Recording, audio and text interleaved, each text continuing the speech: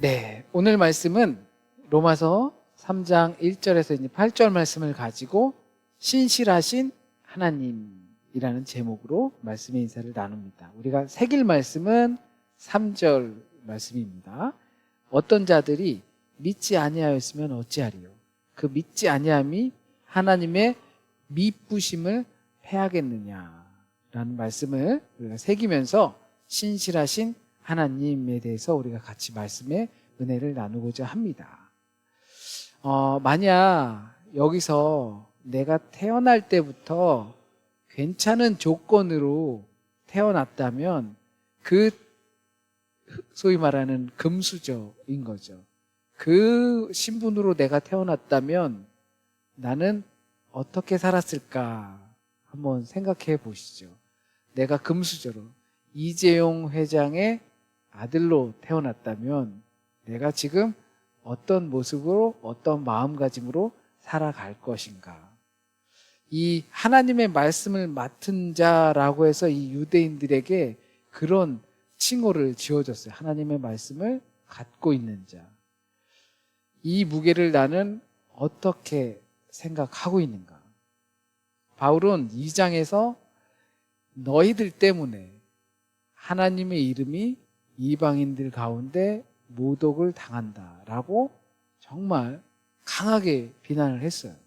그래서 우리도 혹시 나 때문에 예수를 믿지 않는 사람이 생기는 건 아닌가? 라는 이 경각심을 놓아서는 안 된다.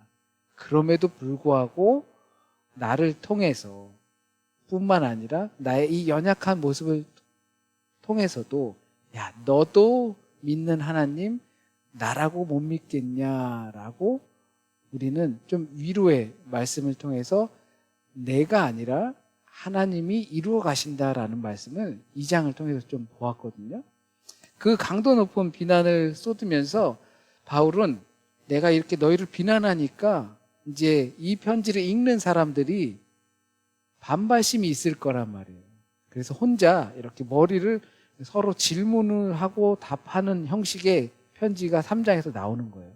내가 이렇게 너희 때문에 하나님의 이름이 이방인들 중에 모독을 당한다 라는 부분을 당신들이 읽으면 이와 같은 의문을 갖겠지 라고 한 게 3장이에요. 그래서 그 의문들을 떠올리면서 바울이 스스로 이런 질문이 있겠지? 그러면 나는 이렇게 답해 줄 거야 라고 이제 말하고 있는 거예요. 그러면 이제 유대인들도 자신이 그러면 내가 유대인인데 아무 소용이 없는 거야? 이거는 아무런 가치가 없는 거야? 그래도 내가 유대인인데 하나님의 말씀을 받았는데 내가 할례도 받았는데 이거 다 필요 없는 거야? 라는 질문을 갖겠지라는 거죠. 우리식으로 하면 모태신앙 뭐 이런 거예요.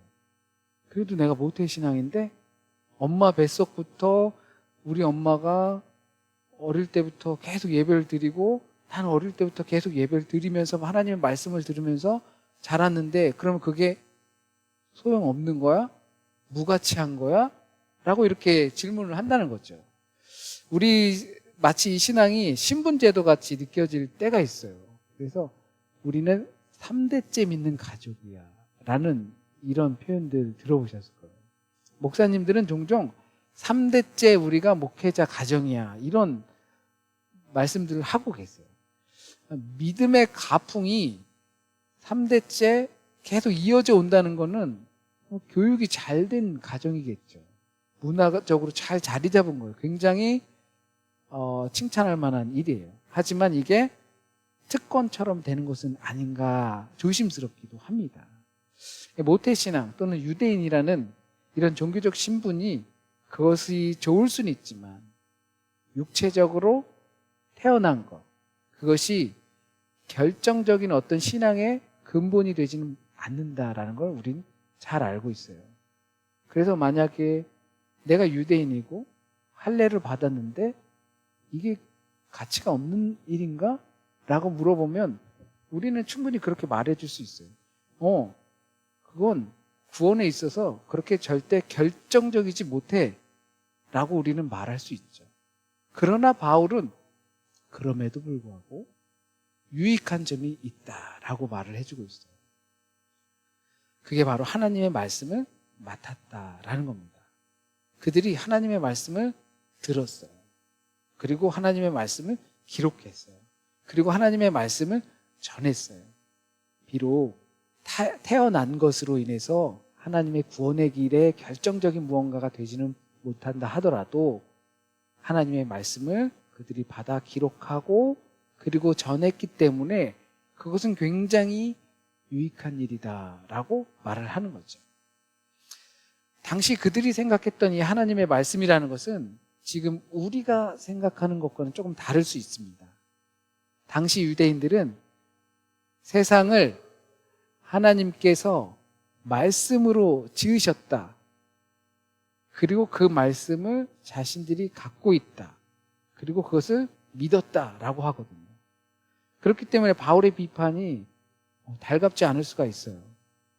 왜냐하면 그들은 나름 하나님의 말씀, 이 세상을 지으신 하나님의 말씀을 우리가 가지고 있기 때문에 우리는 하나님께서 선택하신 민족이야 라는 우월의식이 분명히 있었습니다. 그래서 그들은 모든 사람들의 대표자라는 의식이 있었어요. 그러니까 이방인들은 하나님께 직접 갈 수 없어요. 왜냐하면 하나님의 말씀을 우리가 가지고 있거든요. 그렇기 때문에 하나님의 말씀을 우리가 받아서 간직하고 있으니까 그 모든 이방인들의 대표자가 유대인이다라는 사고가 있었던 거죠. 그러니까 우리는 어때요? 슈톨츠가 굉장히 강한 거죠. 이런 우월의식이나 특권의식은 누구에게나 있을 수가 있는 겁니다. 이런 의식이 있는 것이 나쁜 건 아니에요. 나는 우리 집안에 대단한 집안에서 태어났어. 나는 내가 있는 이곳이 굉장히 남들이 부러워하는 곳이야. 이렇게 자신에 대해서 존재감을 갖는 것은 굉장히 좋은 일이에요. 다만 그거에 따른 책임도 같이 따라온다는 거예요. 더 크게 따라온다는 것을 우리는 깊이 새겨야 돼요. 우리 노블리스 오블리제라는 말을 아마 들어보셨을 거예요. 이 귀족들이 귀족으로서의 어떤 받는 것뿐만 아니라 그것을 이제 돌려주어야 한다라는 책임감 같은 걸 이야기하는 거죠. 그러니까 너희들이 유대인이고 하나님의 말씀을 받았고 그리고 할례도 받았고 그 할례를 통해서 너희가 하나님의 선택된 백성이라는 징표를 가지고 있으면 그 사람들은 높은 자리에서 에헴 하는 것이 아니라 주님의 말씀처럼 낮은 자리에서 하나님의 뜻이 실현되도록 계속 서포트를 해야 하는 것이기 때문에 그렇습니다. 그래서 특혜가 아니라 책임과 사명이 오히려 더 따라붙는 거예요. 굉장히 부담스러운 일인 거죠. 말씀을 맡았기 때문에 하나님의 뜻을 더 잘 알아야 하는 거예요. 누군가에게 군림하는 것이 아니라 섬기는 자리가 되는 겁니다. 그러니까 만약에 우리가 믿는 자로서 믿지 않는 사람들과 이야기하거나 이렇게 할 때 제일 답답한 게 성경에 이렇게 써 있어 라고 하는 거거든요. 믿지 않는 사람들은 그 하나님의 말씀을 믿지 않는데 성경에 이렇게 써 있어. 그런데 왜 너는 그렇게 생각 안 해? 당연히 그렇게 생각하지 않죠. 그 믿는 자들은 그 말을 듣길 원하는 것이 아니라 그들의 하나님의 모습을 따라 섬김의 모습을 보길 원하는 겁니다. 그런데 유대인들 중에 믿지 않는 사람들이 있을 수 있다라고 해요. 왜 갑자기 믿음이 나오냐면 하나님의 말씀을 맡았다라고 하는 이 맡음, 이것이 믿는다라는 뜻이에요. 그거 믿는다라는 것을 맡았다라고 한글말로 번역을 한 거죠. 그 단어가 하나님의 말씀을 믿는다라는 뜻이에요. 그러니까 유대인들은 하나님의 말씀을 믿는 사람들이에요. 그들이 유익한 이유는 하나님의 말씀을 믿기 때문에 너네 참 좋은 혈통을 가지고 태어났다라는 거예요. 그걸로 다 끝이 아니라 너희는 하나님을 믿는 민족이다. 다 하나님을 믿지 않는 민족들 중에서 너희들이 하나님을 믿는 민족이니 유익한 거예요. 하지만 그 안에서도 믿지 않는 사람들이 있다는 거죠. 이 하나님의 신실하심은 무언가 뚜렷한 개념은 아니에요. 이 믿지 않는 사람들 가운데서도 하나님은 신실하시다. 그러니까 하나님은 미쁘시다라고 하시는데, 이 신실하시다라는 게 딱 개념이 잡히는 뜻은 아니에요. 우리가 하나님은 신실하시다라고 말은 이렇게 하지만 과연 그것이 우리에게 어떤 의미로 다가올지는 잘 표현하기가 어려워요. 감이 잘 안 오죠. 그래서 하나님은 신실하시다라고 하는 것은 하나님께서 이 약속하신 것을 지키신다는 의미가 조금 뚜렷하게 나타나요. 하나님이 약속하신 것을 지키신다. 우리 개인적으로 우린 신앙 간증이나 이런 걸 보면 하나님께서 나에게 약속하셨다, 그것을 주셨다라고 하지만 그 개인적인 약속이 아니라 아브라함에게 하셨던 것처럼, 그리고 다윗에게 하셨던 것처럼 그들이 믿음을 통해서, 중심을 통해서 하나님께서 그들이 참 좋다, 사랑스럽다라고 하셨던 그 약속을 지키신다는 거예요. 그 약속은 사람이 아무리 거짓을 해도 하나님께서 세우신 이 언약의 기준은 끝까지 가는 거예요. 우리가, 사람들이 거짓되어도 하나님께서 세우신 그 중심을 보시는 기준은 절대 변하지 않는 것. 이게 약속이고 그거에 대해서 신실히 지키시는 것이에요. 그러면 내가 어떤 망나니 짓을 하더라도 아무리 호적을 판다고 해도 내 아버지가 바뀌는 법은 없는 것과 같은 거죠. 부모님들이 자녀들이 워낙 잘못해서 호적을 파버린다고 해요. 너 나가, 이렇게 하죠.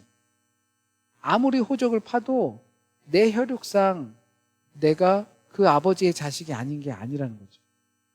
백성들이 아무리 불신을 저지르고 이방인이고 소유가 없어도 하나님께서는 그들이 가지고 있는 겉모습이 아닌 그 중심, 왜냐하면 중심으로 낳으시는 거예요. 그 중심을 보시겠다고 하신 그 하나님의 기준은 절대 바뀌지 않는다는 겁니다. 그 하나님의 신실하심이 바로 거기서 나타나요. 우리가 하나님은 신실하시다라고 하시면 하나님은 약속을 꼭 지키시는 분이신데, 그 하나님이 무슨 약속을 꼭 지키시냐면 솔로몬에게 했던 것처럼, 다윗에게 했던 것처럼, 아브라함에게 했던 것처럼 그들이 행함으로 의로워진 것이 아니라 믿음으로 의로워진 것, 마음의 중심으로 믿어서 의로워진 것, 그것이 확실하다면 나는 그것을 꼭 내가 잡아 올리겠다라고 하는 변치 않는 마음을 가지고 계시다는 것이 하나님의 신실하심입니다. 이런 생각을 하다 보면 오늘 본문에 나오는 것처럼 이런 좀 궤변을 늘어놓을 수가 있어요. 우리의 불의로 인해서 하나님의 의가 나타나면 우리가 심판받을 이유가 없지 않겠느냐라고 하는 거예요. 만약에 제가 강도예요. 그래서 제가 누군가의 집을 도둑질을 했어요. 금도 훔치고 다 훔쳤어요. 그래서 나중에 제가 잡혔어요. 근데 잡힌 제가 이렇게 변명하는 거예요. 내가 당신 집을 강도질을 해가지고 당신이 강도에 대한 경각심이 생기지 않았느냐. 그지? 그러니까 내가 당신한테 얼마나 이렇게 좋은 일을 한 거냐. 그러니까 내가 벌 받을 이유가 없다.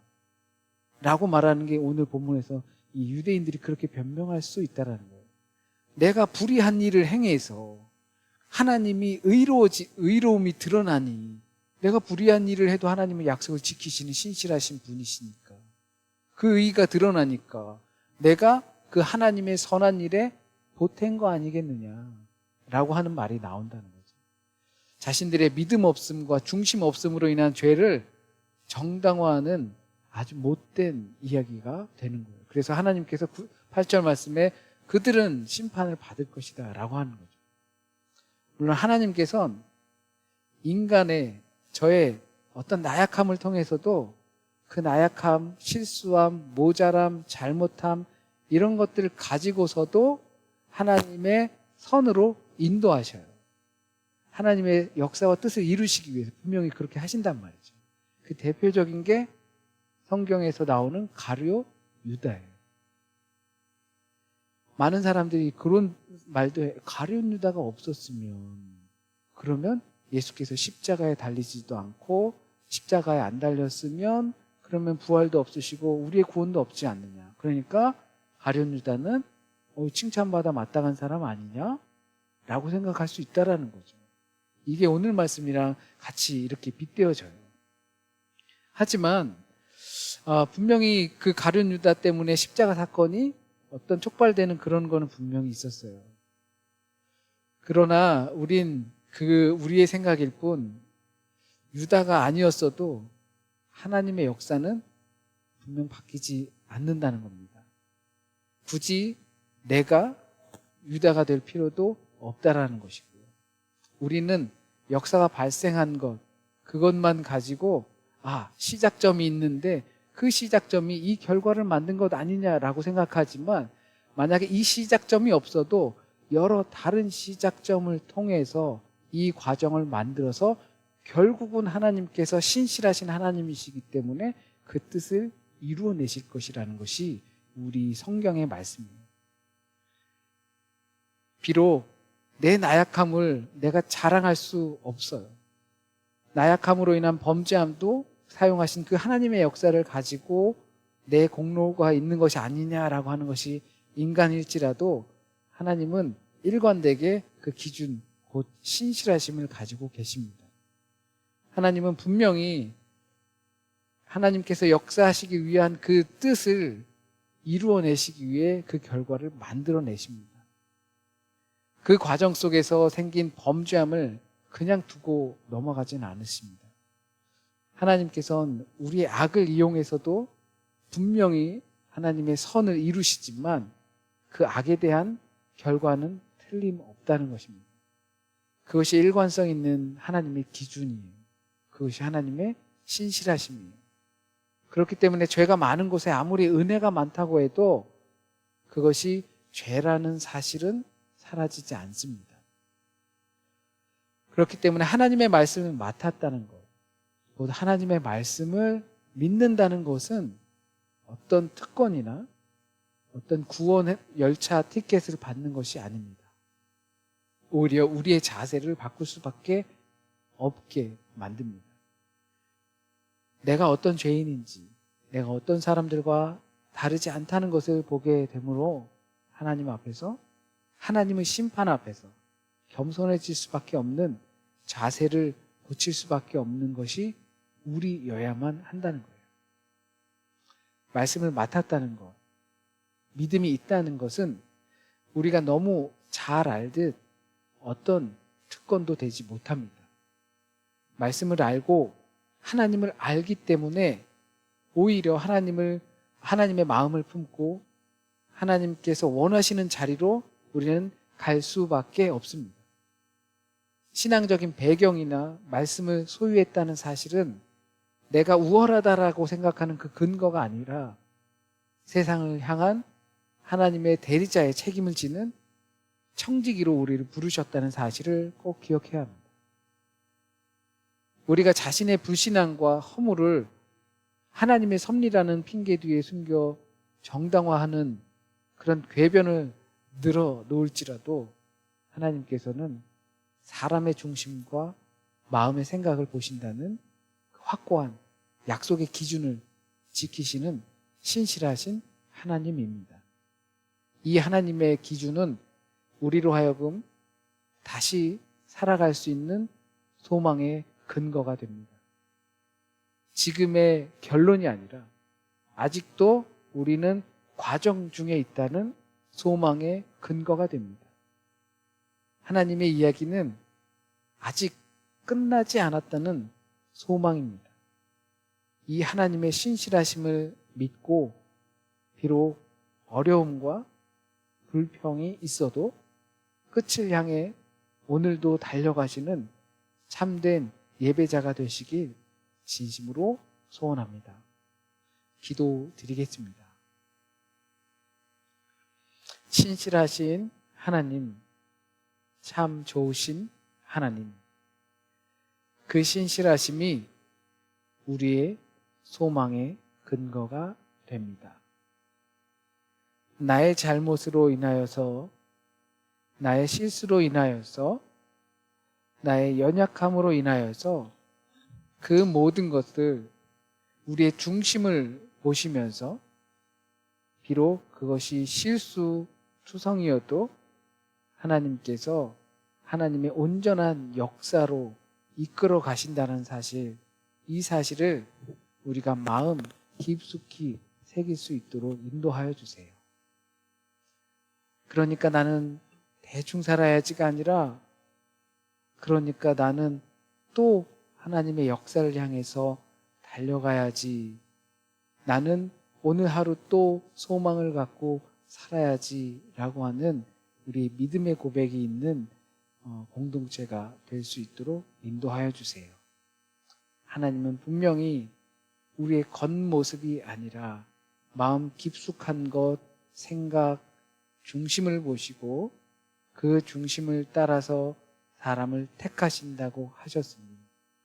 그 사실을 잊지 않고 나의 연약한 모습을 드러낸 것, 그것을 빗대어서 살아가지 않고 내 중심 깊은 곳에서 하나님을 향한 마음, 그 마음을 통해서 하나님께서 우리를 받아주시고 인도하신다는 사실 잊지 않고 우리의 삶에 소망 갖고 살아갈 수 있도록 주여 인도하여 주옵소서.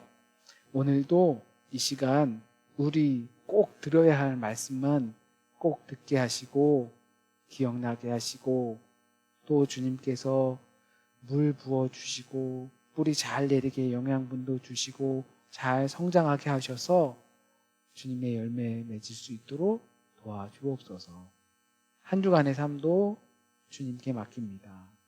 연약한 육체도 주님께 맡기고 또 연약한 유약한 우리의 마음도 주님께 맡깁니다. 그 주님께서 온전히 인도하여 주시고 주님의 인도하심을 받아서 하루하루가 주님과 동행하여 기쁨의 시간이 될 수 있도록 주여 인도하여 주옵소서. 모든 말씀 우리 주님 예수 그리스도의 이름으로 기도드립니다. 아멘.